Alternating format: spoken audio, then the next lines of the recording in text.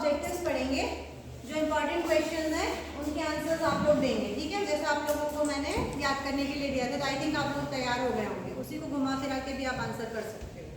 निम्न में कौन सा मानव रचित परितंत्र है? खेल। मैं ज़्यादातर आपको ऑप्शन नहीं बताऊंगी, आपको सीधे आंसर करना है। जब अगर कोई प्रॉब्लम होगी तभी मैं ऑप्शन बताऊंगी, नहीं तो आप एक वन वर्ड में आंसर दोगे, है ना। तो ये दोनों चीज़ में कवर हो जाएगा वन वर्ड में। किसी आहार श्रृंखला में तृतीय पोषण स्तर पर सदैव होते हैं?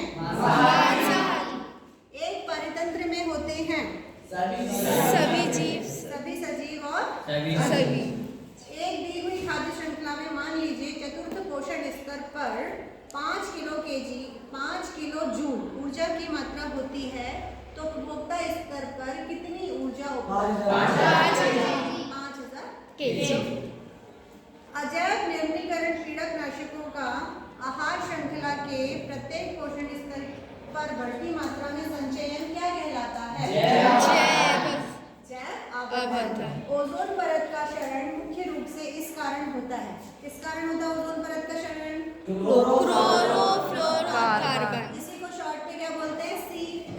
CFC। कभी आपको ये क्वेश्चन आएगा कि CFC का फुल फॉर्म क्या है, तो आपको क्या बोलते हैं?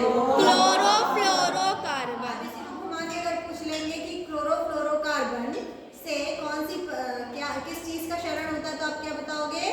कौन सी परत? ओजोन परत। तो एक चीज से आपके 3 प्रश्न तैयार हो सकते हैं। वे जीव जो अकार्बनिक यौगिकों से विकिरण ऊर्जा का प्रयोग करके कार्बोहाइड्रेट में संश्लेषण करते हैं, तो ये क्या कहलाते हैं?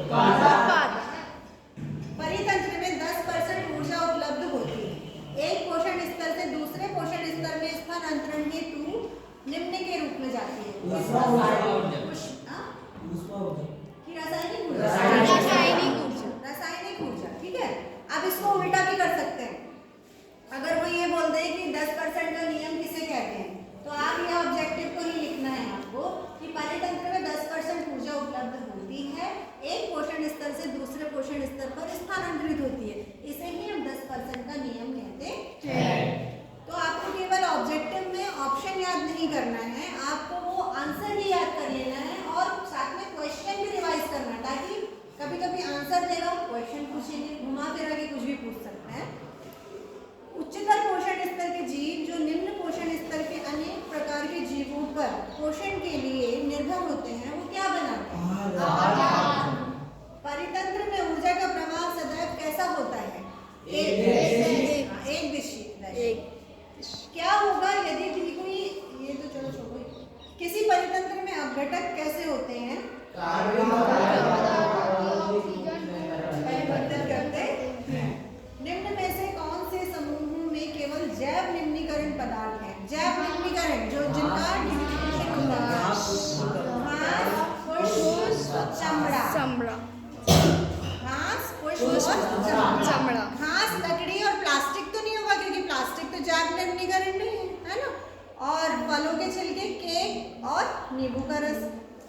और केक, लकड़ी और घास, तो लकड़ी नहीं होगी इसमें। समझ में आ गया? तो जैव निम्नीकरण वाला समूह क्या सही है? घास, पुष्प और चमड़ा। निम्न में से कौन आहार श्रृंखला, एक सेकंड,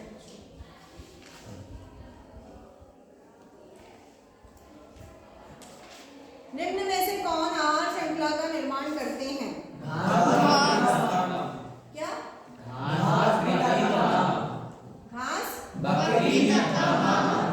घास को बकरी ने खाया, बकरी को किसने खाया? ठीक है, तो ये सही है। निम्न में से कौन पर्यावरण मित्र व्यवहार कहलाता है? कि बाजार जाते समय हम सामान के लिए कपड़े का थैला ले जाएं, एक ये होगा। दूसरा, कार्य समाप्त हो जाने पर लाइट या पंखे का स्विच हम बंद कर दें, दूसरा ये भी करेक्ट है।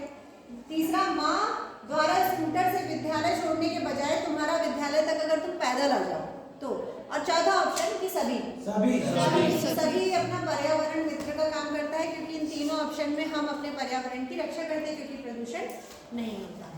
तो इस तरह से हमने हमारा पर्यावरण जो हमारा लास्ट चैप्टर है, आज हम उसके ऑब्जेक्टिव्स कर रहे हैं, हम उल्टे क्रम पे चल रहे हैं, ठीक है। तो बढ़िया।